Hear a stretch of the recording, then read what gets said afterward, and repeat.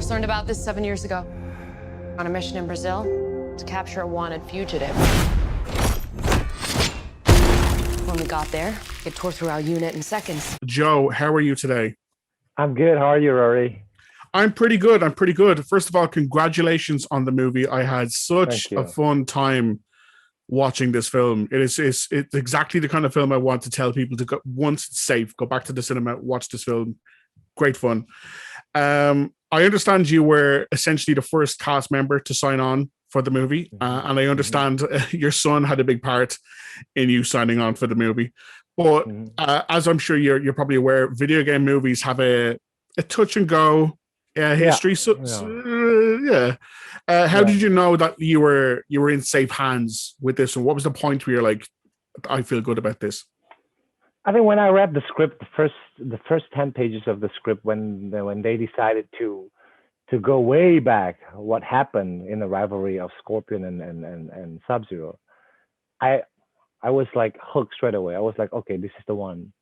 Because to play, to be in a movie, like game adaptation movie, you need to give more soul to each character, because most movies, they're just, okay, the movie is the game is so successful, and then we just have to copy everything, but the most important part is when you watch a movie is different than you play the game. When you play the game, there's no journey. It's just you play the game as the character it is, and then his skill or the fights, especially fighting game. But in the movie, you got to tell the fans, the audience, more like what happened before, because they will ask that question.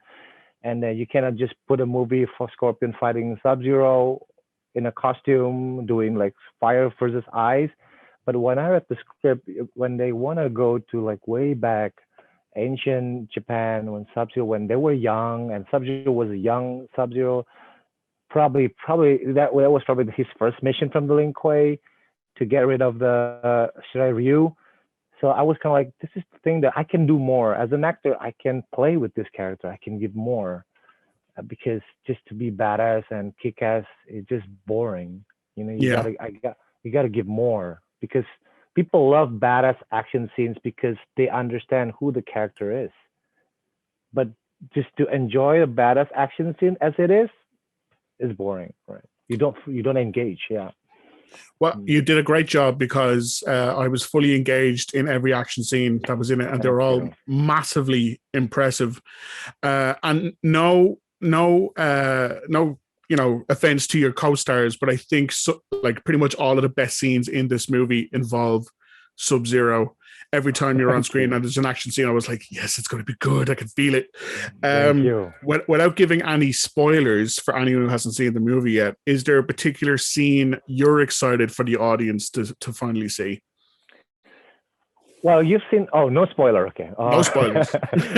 I think the final fight, the way I played the fight is very chronological in terms of physical. Because I used to be an athlete. I fought a lot.